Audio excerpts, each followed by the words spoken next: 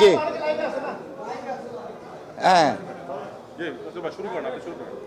আপনারা ইতিমধ্যেই জানেন সারা বাংলাদেশ আজকে শোকে কাতর মাগুরার ছোট্ট শিশুটা নিয়ে।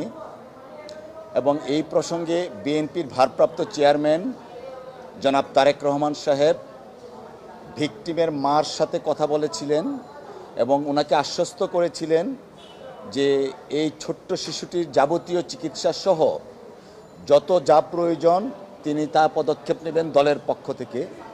আজকে দলের পক্ষ থেকে জনাব তারেক রহমান সাহেবের আহ্বানে আমরা আপনার সামনে হাজির হয়েছি। আপনাদের সামনে ওনার নির্দেশনা হচ্ছে এই ভিকটিমকে অর্থাৎ এই আইনগতভাবে বিএনপির পক্ষ থেকে সমস্ত আইনগত পদক্ষেপ এবং আইনি সহায়তা দেওয়ার সিদ্ধান্ত গ্রহণ করা হয়েছে।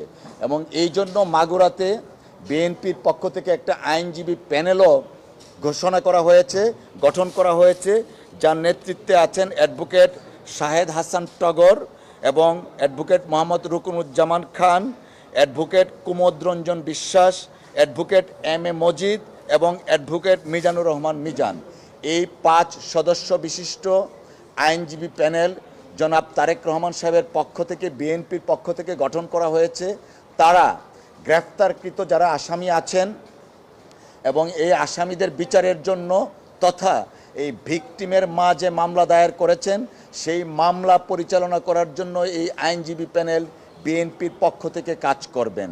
এবং সম্পূর্ণভাবে এই আইনজীবী প্যানেলের কাজটা হবে পরিপূর্ণভাবে বিএনপির পক্ষ থেকে। এবং এইখানে কোনো ধরনের কোনো আইনগত সহায়তার ক্ষেত্রে আইনজীবীদের যে একটা খরচ থাকে সেই খরচটাও জনাব তারেক রহমান সাহেব ব্যক্তিগতভাবে বহন করবেন। তো আমাদের বক্তব্য এখানে ক্লিয়ার, বিএনপি মা মাটি মানুষের দল জনাব তারেক রহমান সাহেবের নেতৃত্বে বিএনপি সারা বাংলাদেশে যেখানে অত্যাচার হবে অন্যায় হবে সেখানেই বিএনপির পক্ষ থেকে সব ধরনের সহযোগিতা থাকবে। এই মাসুম বাচ্চাটার ক্ষেত্রে আইনগত সহায়তাও আছে এবং স্বাস্থ্যগত মেডিকেলের সহায়তাও আছে। তারপরে সবচেয়ে উল্লেখযোগ্য যে জিনিসটা থাকে সামাজিক সহযোগিতা। জনাব তারেক রহমান সাহেব ইতিমধ্যে মাগুরার সর্বস্তরের নেতাকর্মীদেরকে নির্দেশনা দিয়েছেন যেন পরিবারের পাশে এই আমাদের দলের নেতাকর্মীরা দাঁড়ান। এবং এর মধ্যে প্রত্যক্ষভাবে কাজও শুরু হয়েছে। আজকে এই 4 জন যে এই মামলার আসামি তাদের প্রত্যেককে অ্যারেস্ট করা হয়েছে এবং আমি একটু আগেও আমাদের আইনজীবী প্যানেলের সাথে কথা বলেছি, ওনাদেরকে আদালতে উঠানো হয়েছে। এবং আমাদের পক্ষ থেকে অর্থাৎ ভিকটিম পরিবারের পক্ষ থেকে এই আইনজীবী প্যানেল কাজ করছেন যেন এই মামলার প্রকৃত দোষীদের শাস্তি বিধান করা যায়। ধন্যবাদ সকলকে।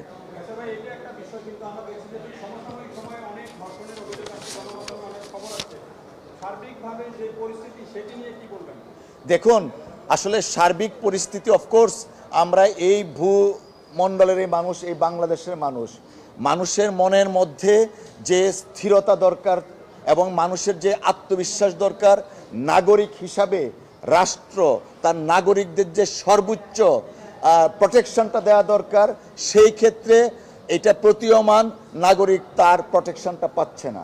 অত্যন্ত দুঃখজনক। আমরা যে জিনিসটা বরাবর এমফাসাইজ করি, দেশের একটা স্থিতিশীলতার জন্য সর্বাগ্রে প্রয়োজন গণতান্ত্রিক পরিবেশ। আর সেই গণতান্ত্রিক পরিবেশের জন্য দরকার হচ্ছে একটা নির্বাচিত সংসদ এবং নির্বাচিত প্রতিনিধি। দেশের নির্বাচিত সংসদ এবং নির্বাচিত প্রতিনিধিদের কাছেই মানুষ নিরাপদ। দেখুন, এটা আসলে কি রাষ্ট্রের ফেলিওর আমরা বলতে পারি। কারণ কেন আজকে মা বোনরা ভলনারেবল হবে? গতকাল 8ই মার্চ ছিল বিশ্ব নারী দিবস।